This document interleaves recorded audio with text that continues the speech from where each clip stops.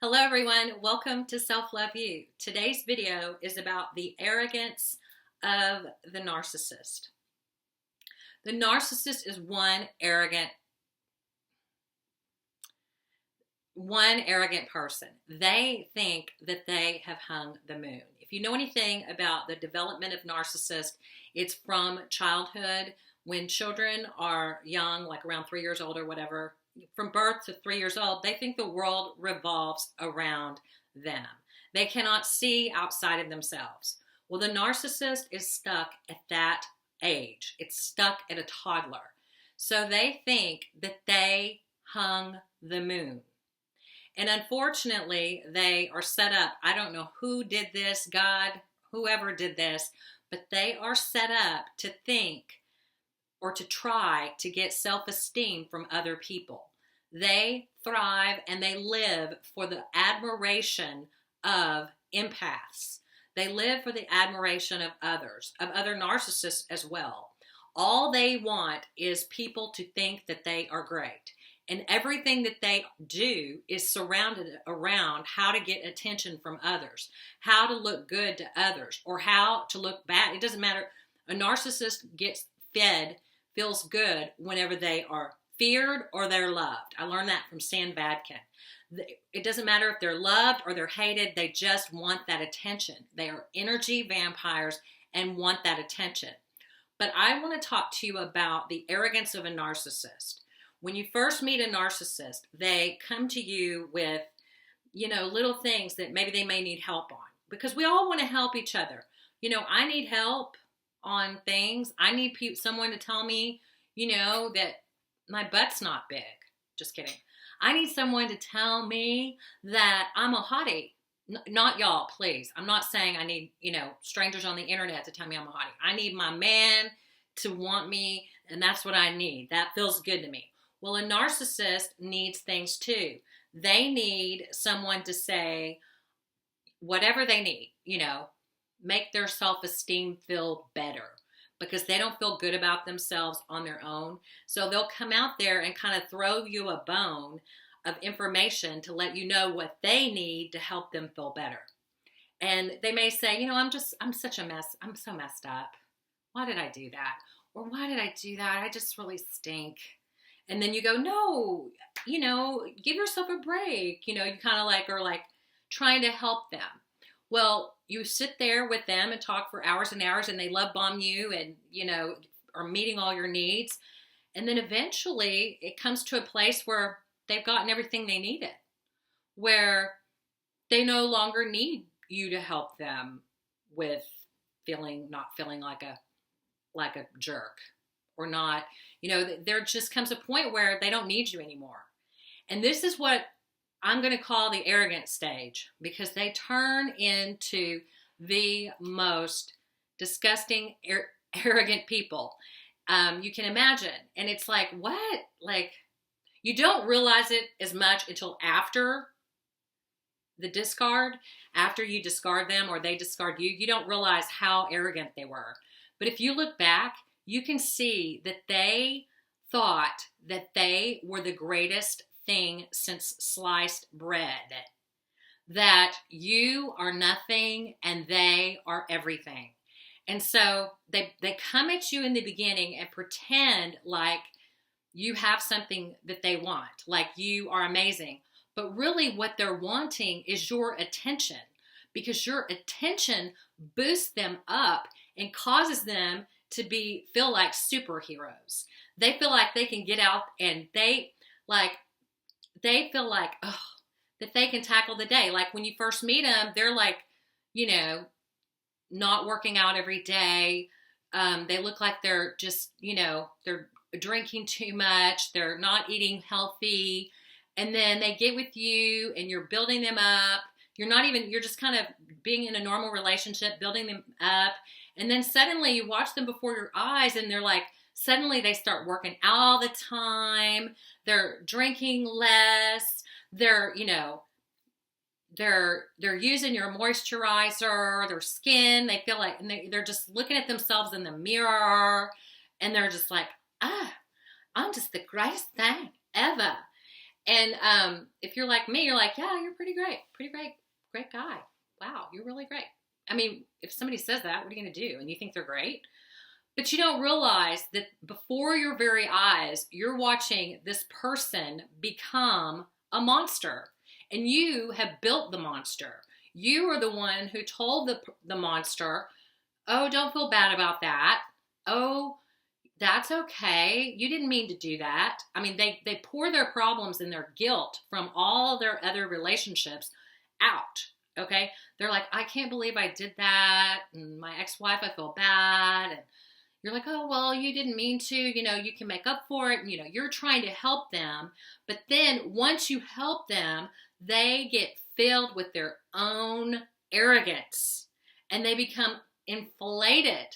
And this is your supply. You have supplied them with the idolization through the love bombing phase for them to think that they are great. Okay? And so they're so arrogant. And then they begin to devalue you slowly. It happens one action at a time. Suddenly, they're not complimenting you. Suddenly, they're just like, whatever. No, I don't want that. And you're like wondering what the hell happened. And when you look back, you're like, okay, next time, if anybody ever does that to me, I'm going to tell them to kiss my grits. But at this point, you're kind of caught in the middle. You're like, okay, this person was somebody who needed some help. And now he is at the gym all the time. He's not drinking as much. He's using my moisturizer. And he's not complimenting me anymore. What the heck? What's going on? You know what I'm saying? It's like, wait a minute. You are arrogant. You think you are the world's gift to God. So when they start getting built up, when they start getting to where they feel, I guess they get the attention that they need, then they are straying. They're going off.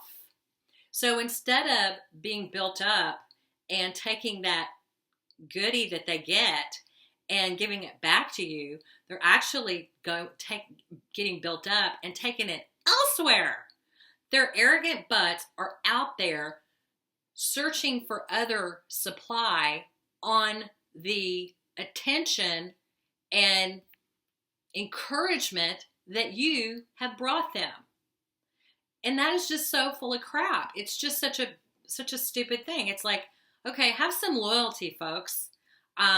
Or mister, I just gave you all this attention. I just went to the grocery store and made you dinner.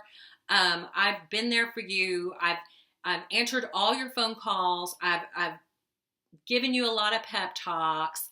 I've been there to help you, figure out solutions to your problems. You are 10 times better today since the day we met.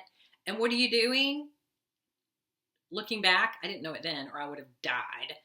But looking back, it's like, oh my gosh, he was taking this value and distributing it, taking it and going out with it. Y'all, that is so rude. That is so arrogant. And and thinking that he is the God's gift. So that is just messed up. That's not how you're supposed to do it. When you're in a relationship and someone builds you up, it's reciprocal. You're supposed to build that person up. But instead of that happening, with a narcissist, you end up losing all of that because it does not come back to you, because they start taking you down. They start saying things like, oh, really? That photo, you look like the 80s. Oh, really? You're going to wear those glasses? Oh, really? And you are slowly getting the attention and self-esteem and feeling of feeling good. It's slowly seeping out of you. And you're like, you don't even realize it's happening. And slowly they're being inflated and they're taking it, when you look back and you see that they're cheaters, they're taking it off to the next supply. They're taking all of that stuff so that they can go attract a better, higher quality or whatever they think supply. and they leave you high and dry. And when they're done, they have the audacity, after they're done with you, to start insulting you heavily and to start saying horrible things about you and trashing you to your face. Now, that is not the way relationships are supposed to be. That is the antithesis of a relationship. That is a travesty, and it hurts very badly if you're the one left with nothing. And let me tell you what happens when you are around this arrogant narcissist, this person who thinks that they hung the moon when they got all of that from you. I'm not saying that they couldn't have gotten it on their own, because they could have, but they don't know it. So it makes it a little bit more like, really? So after the end, after they're gone, or you discard them or they discard you, it's like adrenal failure. You are exhausted. It is completely and totally 100% exhausting to be with somebody that you've helped, that's constantly flaunting how great they are in your face and subtly devaluing you a little bit at a time. At the end of one of those relationships, you feel like dirt. And that means like you feel it's adrenal failure. You don't have any energy left. You have no energy left. You have no stamina. You could barely even think, because they have been in your face like this, sucking the blood out of you, taking everything that you have, getting all that valuable encouragement, like self-love for me, self-love, all the personal development that I've done, using it to help this guy feel better about himself. He took all of that and began to make me, my fault. I will take all the blame for allowing this to happen to myself. And you have to learn. You live and you learn. And he had qualities that somehow got through my defenses. Took all that and left me with feeling exhausted, utterly exhausted. But the cool thing is when I discovered who he was, the minute I discovered who he was, I discarded him. And I slowly began to focus on myself and watch a bunch of videos on YouTube and go to my counselor and go, what the heck is this all about? What is going on? Because it was just, oh my gosh. And then I felt so much better. I feel so much better. It's been about a month and I feel like I feel amazing. In fact, I know this video is supposed to be about the arrogance of the narcissist. I just wish I could describe how arrogant this person was. And isn't that the epitome of arrogance? Someone who would dare approach you like a wounded bird, and then you feed that little bird, and then that bird start attacking you like a jackal and start tearing you down and trying to make you feel unworthy, like you're nothing. Isn't that just like an arrogant person? Isn't that arrogant? Well, at the end of the day, thank God we can get free from the narcissist. And once you do, you will find that you feel 100 bajillion times better. It's not as, and I'm like, God, in the middle of that relationship, I thought I was having such a good time. But now I see that I was not having a good time at all. He had me hoodwinked. For those of you grammar police out there, hoodwinked. He had me so hoodwinked that I thought he was the greatest thing because he's so arrogant. I bought into it. And come to find out, my life is about 1,000 gajillion times better now that I'm free and all of my value is not being thrown on the floor or put down the black hole of someone's arrogance.